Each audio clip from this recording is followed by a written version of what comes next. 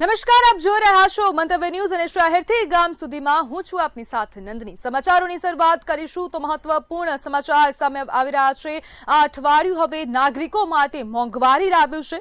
2 દિવસ પહેલા દૂધ ગરમ થયું હતું, 2 રૂપિયાનો ઉછાળો કરવામાં આવ્યો હતો। પેટ્રોલ ડીઝલના ભાવમાં પણ આજે હવે વધારો કરવામાં આવ્યો છે।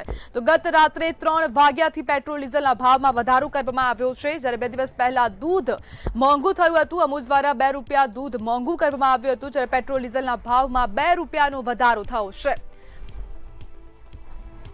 સીએનજીના ભાવમાં પણ 2 રૂપિયાનો વધારો થયો છે। સોના ચાંદીના ભાવમાં એક જ દિવસમાં મોટો કડાકો બોલાયો છે। ત્યારે પેટ્રોલ ડીઝલના ભાવમાં 3 રૂપિયાનો વધારો થયો છે। સોના ચાંદીના ભાવમાં પણ એક દિવસમાં વધારો થયો। સોનું ઓલ ટાઈમ હાઈથી 18,000 રૂપિયા સસ્તું થયું છે। ચાંદીનો ભાવ રૂપિયા 19,693 ઘટીને રૂપિયા 2.68 લાખ થયો છે। ભાઈ મુસાફરી કરવી વધુ મોંઘી બની। શાકભાજીથી લઈ જીવન જરૂરિયાતની વસ્તુઓ પણ મોંઘી થઈ શકે છે। ડોલર સામે રૂપિયો ઐતિહાસિક નીચલી સપાટીએ પહોંચ્યો છે। સોના ચાંદીના ભાવમાં પણ એક દિવસમાં મોટો કડાકો બોલાયો છે। તો મહત્વપૂર્ણ સમાચાર સામે આવી રહ્યા છે। છેલ્લા અઠવાડિયામાં નાગરિકો માટે ક્યાંક ને ક્યાંક મોંઘવારી વધી હોય તેવું લાગી રહ્યું છે, કારણ કે આ અઠવાડિયામાં 2 વસ્તુઓના ભાવમાં વધારો થયો છે। ગઈકાલ રાત્રે પેટ્રોલ ડીઝલના ભાવમાં વધારો થયો, સીએનજીના ભાવમાં પણ વધારો થયો છે અને 2 દિવસ પહેલા અમૂલ દ્વારા દૂધના ભાવમાં પણ વધારો કરવામાં આવ્યો છે। આપણી સાથે સંવાદદાતા કિંજલ બોરીસા ન્યૂઝ રૂમથી લાઈવ જોડાઈ ગયા છે। જે કિંજલ, અઠવાડિયામાં 2 વસ્તુઓના ભાવમાં વધારો થયો છે, નાગરિકો માટે મોંઘવારીનું અઠવાડિયું, શું કહેશો?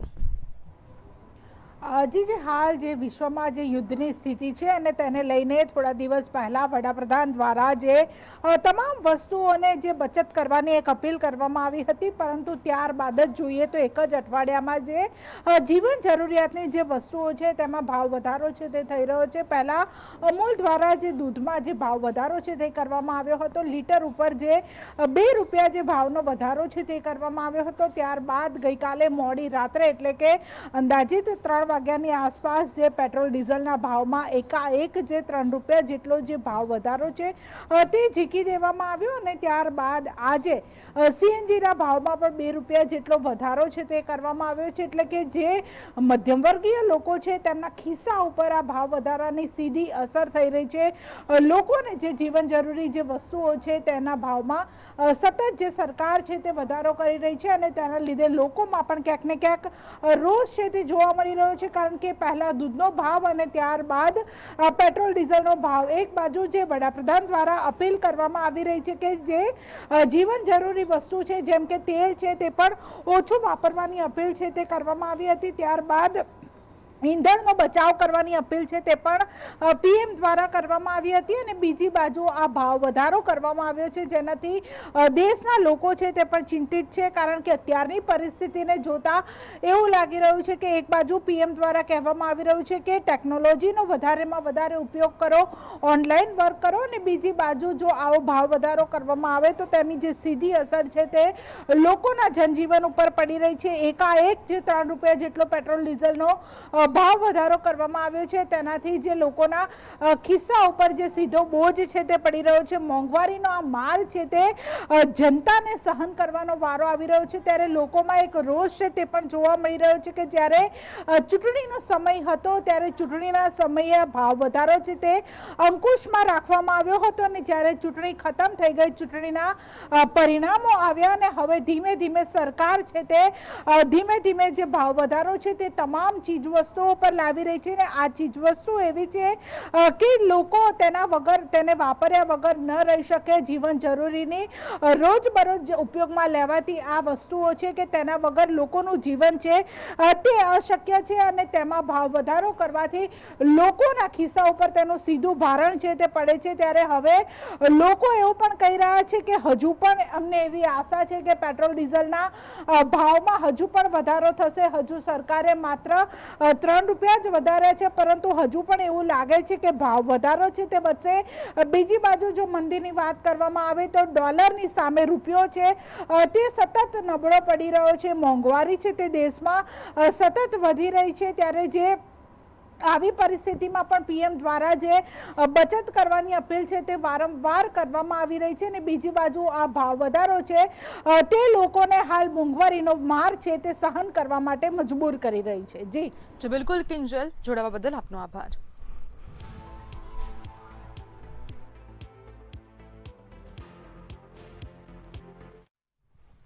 તો મુંબઈથી સમાચાર સામે આવી રહ્યા છે. મુંબઈ એરપોર્ટ પર મુસાફરોએ હોબાળો કર્યો. સ્પાઇસ જેટની અમદાવાદ જતી ફ્લાઇટમાં વિલંબ થયો છે. 4:30 વાગ્યાની ફ્લાઇટ અટવાતા મુસાફરોમાં ભારે રોષ. કલાકો બાદ પણ અપડેટ ન મળતા મુસાફરોએ હોબાળો કર્યો છે. એરપોર્ટ પર મુસાફરો દ્વારા ભારે હોબાળો કરવામાં આવ્યો. જે ફ્લાઇટ ઉડવાની હતી, અમદાવાદ આવવાની હતી, તે ફ્લાઇટ મોડી પડી છે, ડિલે થઈ છે, જેના કારણે મુસાફરોમાં ભારે રોષ જોવા મળી રહ્યો છે. કહેવામાં આવી રહ્યું છે કે પ્રશાસન દ્વારા સ્પાઇસ જેટ દ્વારા ક્યાંક ને ક્યાંક માહિતી આપવામાં આવી રહી નથી, અપડેટ આપવામાં આવી રહ્યું નથી, જેના કારણે મુસાફરો હવે અકળાયા છે અને તેમને હલ્લાબોલ કર્યો છે, હોબાળો મચાવવામાં આવ્યો. ખૂબ મોટી માત્રામાં મુસાફરોનો જે આ વિડીયો છે તે પણ સામે આવી રહ્યો છે. ટીવી સ્ક્રીન પર આપ જોઈ શકો છો કે રકઝક કરવામાં ક્યાંક ને ક્યાંક આવી રહી છે, કમ્પ્લેનો થઈ રહી છે, છતાં પણ સ્પાઇસ જેટ દ્વારા કોઈ પણ પ્રકારની અપડેટ આપવામાં આવતી નથી. જ્યારે એરપોર્ટ પર હવે આ હોબાળો કરવામાં આવ્યો. મુંબઈ એરપોર્ટ પરની સમગ્ર ઘટના છે. મુસાફરો દ્વારા ક્યાંક ને ક્યાંક હવે અપડેટ માંગવામાં આવી રહ્યો છે, ત્યારે ક્યાંક ને ક્યાંક હવે રકઝકનો માહોલ પણ સર્જાયો છે.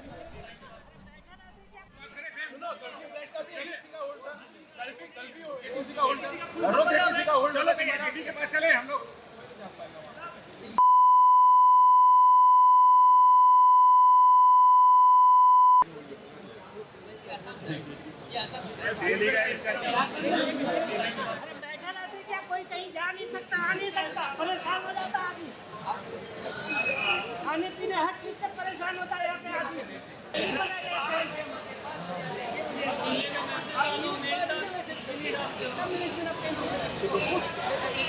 हम लोग को यहाँ पे आने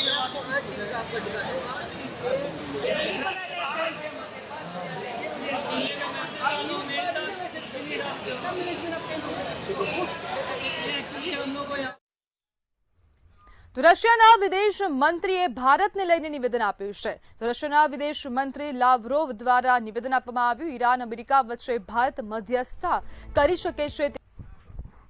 તો ઈંધણ બચત અંગે રાજ્યપાલ આચાર્ય દેવવ્રતે પત્ર લખ્યો છે. તમામ કલેક્ટર, મ્યુનિસિપલ કમિશનર અને ડીડીઓને પત્ર લખવામાં આવ્યો છે. રાજ્ય કેબિનેટમાં વિવિધ મુદ્દાઓને સિદ્ધાંતિક મંજૂરી આપવામાં આવી. ડીઝલ પેટ્રોલના જથ્થાની સમીક્ષા અંગે મહત્વપૂર્ણ ચર્ચા થઈ છે. મુખ્ય સચિવને જથ્થા મોનિટરિંગ માટે સીએમએ સૂચના આપી છે. એક રાષ્ટ્ર એક ચૂંટણી માટે કમિટી ગુજરાત આવશે. 39 સભ્યોની કમિટી રાજ્યની મુલાકાતે લેશે. મુખ્ય સચિવ અને ડીજીપી સાથે કમિટી બેઠક યોજાશે. સરકારી કામકાજમાં વીસી અને ટેકનોલોજીના ઉપયોગ પર ભાર મૂકવામાં આવ્યો છે. અનિવાર્ય ન હોય ત્યાં સુધી વિદેશ પ્રવાસ ટાળવાની પણ સૂચના આપવામાં આવી. અધિકારીઓને જાહેર વાહનો અને કાર પુલિંગ ઉપયોગનો નિર્દેશ કરવામાં આવ્યો છે. જરૂર હોય ત્યાં સુધી, બને ત્યાં સુધી જે પ્રકારનો ઉપયોગ દેશના હિતમાં, કારણ કે આ ઘટના આપણે જાણીએ છીએ કે વૈશ્વિક સ્તરની આ બાબત છે. સમગ્ર વિશ્વ આ બાબતે ચિંતિત પણ છે અને સફર પણ કરી રહ્યું છે. અને એટલા માટે થઈને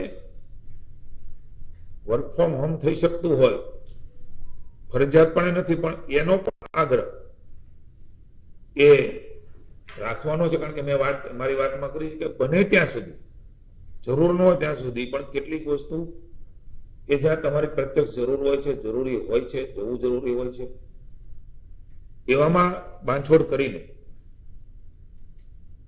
વર્ક ફ્રોમ હોમ જ કરવું આવું પણ નહીં, અને વર્ક ફ્રોમ ન કરવું એવું પણ નહીં. જ્યાં જેવી જરૂર પડે પ્રમાણે, વિવેક બુદ્ધિ પ્રમાણે રાજ્યની જનતા પણ કામ કરે ને સરકાર પણ કરે ને અધિકારી મંત્રીશ્રીઓ પણ કરે. સહકાર મંત્રી જીતુ વાઘાણી અમેરિકાનો પ્રવાસ રદ કર્યો છે. પીએમ મોદીની અપીલ બાદ અમેરિકાનો પ્રવાસ રદ કર્યો. ન્યૂયોર્ક સેમિનારમાં હાજરી આપવાના હતા અને દેશ હિતમાં મહત્વપૂર્ણ નિર્ણય લીધો છે. હર્ષ સંઘવી બાદ જીતુ વાઘાણીએ પણ વિદેશ પ્રવાસ ટાળ્યો છે. પીએમની અપીલને ગુજરાતના નેતાઓનું સમર્થન વધી રહ્યું છે.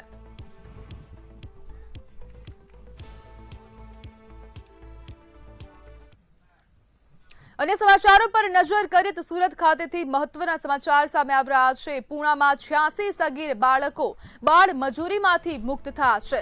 રાજસ્થાન ટાસ્ક ફોર્સ અને સુરત પોલીસ દ્વારા સંયુક્ત ઓપરેશન કરવામાં આવ્યું। 4 નામજોગ અને 22 અજાણ્યા શખ્સો સામે ગુનો નોંધાયો છે। સાડી ફોલ્ડિંગ કામમાં બાળકો પાસે 13 કલાક મજૂરી કરાવાતી હતી। 100 થી વધુ મકાનોમાં તપાસ બાદ પોલીસ એક્શન મોડમાં આવી છે।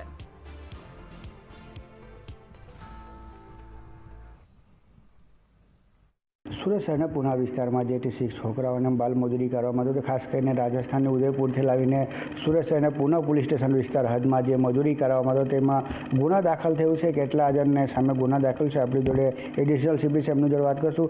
સર, કેટલા જણને ઉપર ગુના દાખલ થયું છે, કોણ કોણ છે અને કેટલા એમાં ફરાર છે?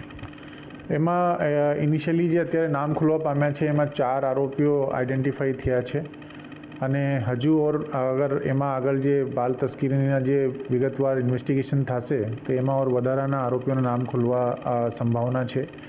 અત્યારે જે અમારી પ્રાથમિકતા છે એ બાળકોને હેમખેમ એમના વાલી વારસો સુધી પહોંચાડવાનું છે। એમાં અહીંયાની સુરત સિટીની જે CWC ટીમ છે એ અને અમારી પોલીસની ટીમ સાથે મળીને એમના વાલીઓ સાથે સંપર્ક કરી ઉદયપુર સિટીની CWC ટીમ સાથે સંકલન કરી અને એને હેમખેમ ત્યાં પહોંચાડવાની પ્રક્રિયા હાથ ધરેલી છે। જે બાળકો છે એમાં ઘણા નાની ઉંમરના છે અને એમના પાસેથી સાડીની પેકિંગ અને બીજી જે ફોલ્ડિંગના આવા કાર્યો કરાવવામાં આવતા હતા। એટલે ખરેખર આ જે છે બહુ અમાનવીય રીતે એને રાખવામાં આવ્યા હતા, કેમ કે નાના એવા મકાનની અંદર આટલી મોટી સંખ્યામાં બાળકોને રાખીને એમનાથી કામ કરાવવામાં આવતું હતું। એટલા માટે BNSની કલમ 146 પછી જે એકની કલમ અને ચાઇલ્ડ લેબરની કલમોની હેઠળ એમના વિરુદ્ધમાં ગુનો દાખલ કરવામાં આવ્યો છે ને હજુ ઓર કડક કાર્યવાહી થશે। એમાં જે વિગતવારની તપાસમાં રાજસ્થાન પોલીસને સાથે રાખીને અમે તપાસ કરીશું। જ્યારે એમના વાલી વારસોના પણ નિવેદન નોંધવામાં આવશે, જ્યારે એ લોકો કઈ રીતે એમને અહીંયા મોકલતા હતા, કઈ બહાના હેઠળ અહીંયા એ લોકોને અહીંયા મોકલવામાં આવતું હતું, કઈ લાલચ હેઠળ અહીંયા મોકલવામાં આવતું હતું, એ બધી વિગતો પણ બહાર આવશે। જે અત્યારે જે 4 લોકો છે એ 4 જેના મકાનોની અંદર એ લોકો બાળમજૂરી કરતા હતા એવા નામો ખુલ્યા છે। બાકી જે ત્યાંથી ટ્રાન્સપોર્ટેશન કરાવવામાં બાળકોને પૈસા આપીને કોઈ બીજી રીતે લાલચ આપીને અહીંયા લાવતા હતો તો એ લોકોના નામ પણ ખુલવા પામશે ભવિષ્યની તપાસની અંદર। ને સાથે સાથે બાકી બધી જ વિગતો અમે ભેગી કરી રહ્યા છે, જેના આધારે એક સાંગોપાંગ તપાસ થાય અને તમામ પાસાઓ એમાં આવરી લેવામાં આવે। કીધું આપને કે અમે ચારે બાજુથી તમામ મુદ્દાઓને આધારે એવી તપાસ કરી રહ્યા છે જેમાં રાજસ્થાનની પોલીસની પણ મદદ લેવામાં આવશે અને જે પણ વિગતો સામે આવશે એના આધારે કોઈને એમાં મૂકવામાં નહીં આવે। સીબી જેમને કહેવામાં આવ્યું છે કે ખાસ કરીને જે પણ નામ સામે આવશે કોઈને છોડવામાં નહીં આવશે। એ એજન્ટ હોય કે ભલે મકાન માલિક હોય કે કામ કરાવતા લોકો હોય, જ્યારે એનું નામ સામે આવશે તો ધરપકડ કરીને કાયદેસરની કાર્યવાહી કરવામાં આવશે। કેમેરામેન શોએબ શેખ સાથે દીપક રાય, મંતવ્ય ન્યૂઝ, સુરત। તો ગાંધીનગરના કલોલ ખાતેથી સમાચાર સામે આવી રહ્યા છે। કલોલ GIDCમાં મોટી દુર્ઘટનામાં 3 કામદારોના મોત થયા। મફતલાલ ગુજરાત ઇન્ડસ્ટ્રીઝ કંપનીમાં મોટી દુર્ઘટના સર્જાઈ। કંપનીના પાણીના ટાંકા સાફ કરવા ઉતરેલા કામદારોના મોત થયા। ગુંગળામણના કારણે 3 કામદારોના મોત થયાની આશંકા છે। મોતથી અન્ય કામદારોમાં અરેરાટી સાથે શોકનું મોજું ફરી વળ્યું છે। મૃતકોની લાશોને PM અર્થે સિવિલ હોસ્પિટલ ખાતે ખસેડવામાં આવી। કામદારોના મોતની ઘટના અંગે પોલીસે વધુ તપાસ હાથ ધરી છે।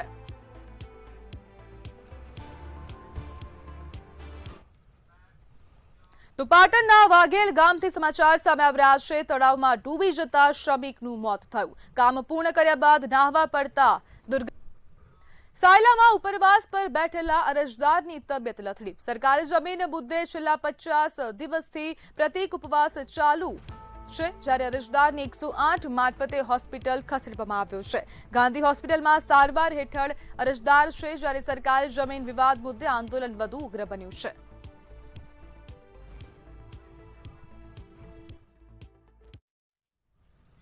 તો પંચમહાલથી સમાચાર સામે આવી રહ્યા છે। શહેરા MGBCLની 38 ગામમાં વીજ ચેકિંગનું ડ્રાઈવનું આયોજન કરાયું। 68 કનેક્શનમાં ₹14.9 લાખની વીજ ચોરી ઝડપાઈ છે. પોલીસ આર્મી સાથે વીજ ચોરો સામેલ જોવા મળી રહ્યો છે. જ્યારે સપાટો પણ બોલાવવામાં આવ્યો. 628 વીજ કનેક્શન ચેક કરતા ગંભીર ગેરરીતિઓ બહાર આવી. આગામી દિવસોમાં પણ चेकिंग ड्राइव चालू રહેશે તેવું एमजीवी 4-5 लोगों को काट चुका है और अभी मेरे को सुबह काटा जब ड्यूटी जा रहा था। अभी कितने जन को काटा है? अभी तो 2 लोग आए हैं हमारे साथ। आपके साथ ही रहते हो? हाँ, वो मगर वो बाजू में रहते हैं, मैं बगल में रहता हूँ। तो क्या ऐसे ही सबको कटता रहता है? कितने जन को काटा है? बहुत लोग को काट लिया है। તો સુરત ખાતેથી સમાચાર સામે આવી રહ્યા છે. કોપરવાર ચોરીના 2 આરોપી ઝડપાયા. ઓલપાડ પોલીસે આરોપીઓને ઝડપી પાડ્યા છે. 1.55 લાખનો મુદ્દામાલ અને ઓટો રિક્ષા જપ્ત કરી છે. રંગોલી ચોકડી પાસેથી ફિલ્મી ઢબે આરોપીઓ ઝડપાયા. ટેક્સટાઇલ પાર્કની કંપનીમાંથી વાયર ચોરાયો હતો. બંને આરોપીઓ સામે કાયદેસરની કાર્યવાહી શરૂ કરવામાં આવી.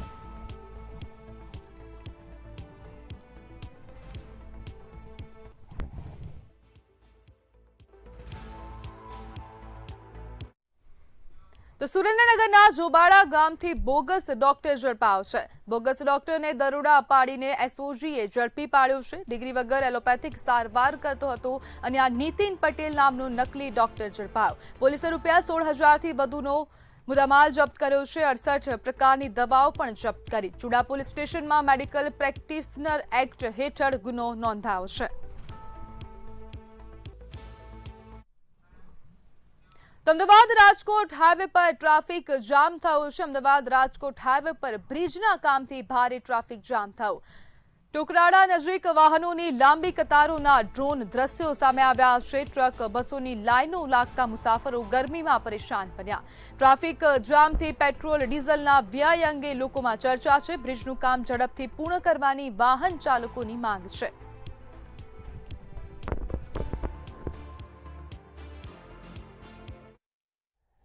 તો બનાસકાંઠા ખાતેથી સમાચાર સામે આવી રહ્યા છે. 17 થી 31 મે સુધી સ્વ વસ્તી ગણતરીની સુવિધા જોવા મળી રહી છે. વેબસાઇટ પર નાગરિકો પોતે નોંધણી કરી શકશે. તો ગવર્મેન્ટ દ્વારા ઓફિશિયલ વેબસાઇટ બહાર પાડવામાં આવી છે. કલેક્ટર મિહિર પટેલની અધ્યક્ષતામાં મહત્વપૂર્ણ બેઠક યોજાઈ હતી. સેલ્ફ એન્યુમરેશન બાદ 11 આંકડાનો આઈડી સાચવવો ફરજિયાત છે. 1 જૂનથી કર્મચારીઓ ઘરે ઘરે જઈ માહિતી એકત્રિત કરશે. આ વસ્તી ગણતરી 2 તબક્કામાં 17 મેથી 31મી મે સુધી અને બીજો જે તબક્કો છે એ 1 જૂનથી 30 જૂન સુધી ચાલનાર છે. પ્રથમ તબક્કામાં નાગરિકો પોતાની જાતે જ se.census.gov.in ઉપર સેલ્ફ એનમરેશન એટલે કે સ્વ ગણતરી ફોર્મ ભરી શકશે. ફોર્મ ભર્યા બાદ 11 આંકડાનો જે આઈડી આવે તે સાચવી રાખી જ્યારે પણ વસ્તી ગણતરી સ્ટાફ આપના ઘરે આવે ત્યારે એ આઈડી આપવાનો રહેશે. તથા ડોર ટુ ડોર એટલે કે હાઉસ જે ઘરે ઘરે જઈ અને ગણતરી છે તે 1 જૂનથી 30 જૂન સુધી શરૂઆત થશે. ગુજરાતને મળ્યો દેશનો પ્રથમ broad gauge semi high speed rail corridor. Ahmedabad Dholera વચ્ચે 134 કિલોમીટર લાંબો રેલ પ્રોજેક્ટ બનશે. ₹20,667 કરોડના ખર્ચે વિકસશે આ મહાપ્રોજેક્ટ. સાબરમતીથી ધોલેરા એરપોર્ટ માત્ર 48 મિનિટમાં પહોંચશે. 220 કિલોમીટર સ્પીડ અને 13 સ્ટેશનો સાથે કનેક્ટિવિટી વધશે. इंफ्रास्ट्रक्चर हम पहले बना दें और लोग आए, दोनों जरूरी है और यहाँ पे दोनों ही हो रही है.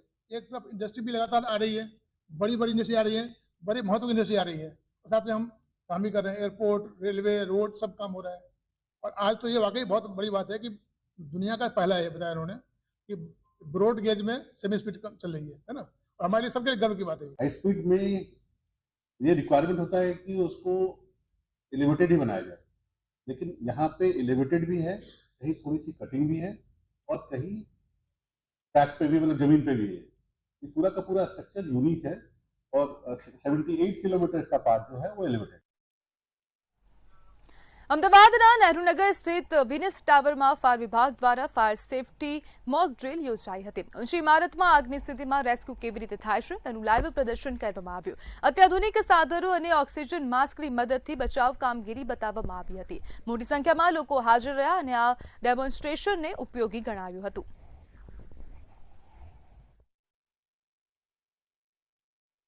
કર્મચારીઓ માટે આનો ફાયદો એક જ છે, જ્યારે બિલ્ડિંગમાં આગ લાગે છે કહીને નથી આવતી, અચાનક સડનલી થઈ શકે છે. આ મોક ડ્રિલ કરવાથી લોકોને ખબર પડે છે કે કયા સિચ્યુએશન કયા અંદાજમાં શું કરવું જોઈએ અને કઈ રીતે આપણે એને ઇવેક્યુએટ કરીને સેફલી બહાર આવવું જોઈએ. એની સાથે નાનું મોટું ફાયર ફાઇટિંગ બી આપણે કરીએ છીએ. એવરી મંથ આપણે આ લોકો સાથે ટ્રેનિંગ કરતા હોઈએ છીએ. અમારા હાઉસકીપિંગ અને સિક્યુરિટી કર્મચારી બી આ ટ્રેનિંગ રેગ્યુલર લેતા હોય છે. અમદાવાદ શહેરની જે હાઈરેઝ બિલ્ડિંગની અંદર આગ લાગે તો કેવી રીતે બચવું તેનું જે મોક ડ્રિલ છે તે નહેરુનગર વિસ્તારની અંદર હાલ કરવામાં આવ્યું છે. જે પ્રમાણે જે હાઈરેઝ બિલ્ડિંગને રેસ્ક્યુ કરવાની કામગીરી છે જે ફાયર બ્રિગેડના જે અધિકારીઓ તેમજ જે લોકો છે કર્મચારીઓ તેના દ્વારા આજે કામગીરી છે તે હાથ ધરવામાં આવી છે. જે પ્રમાણે એક ડેમોન્સ્ટ્રેશન જે કરવામાં આવી રહ્યું છે જેના ભાગરૂપે આ જે લોકો જે ફસાયેલા લોકો હતા તેને ઉતારવાની કામગીરી જે હાથ ધરવામાં આવી છે. આ લોકો ફસાયા હતા અને તેને ઉતારી અને સારવાર હેઠળ જે લઈ જવામાં આવશે તે માટેની એમ્બ્યુલન્સની વ્યવસ્થા છે તે પણ જે ગોઠવી દેવામાં આવી છે. એટલે કે રેસ્ક્યુ ઓપરેશન દરમિયાન તમામ પ્રકારની જે સાધનો છે તે પણ જે જોવા મળ્યા છે. સુરક્ષિત રીતે આ જે વ્યક્તિઓને ઉતારી લેવામાં આવ્યા છે અને સાથે સાથે જ આ તમામ જે લોકો છે તેને ઉતાર્યા બાદ જે 108 દ્વારા આ વ્યક્તિઓને અહીંથી લઈ જવામાં આવશે અને સાથે જ તેને સારવાર હેઠળ ખસેડવામાં આવશે. આ પ્રક્રિયા જે છે ખૂબ જ એક સારી સુવિધાની સાથે આ પ્રક્રિયા ने લીધે લોકોના જીવ પણ બચી શકે છે.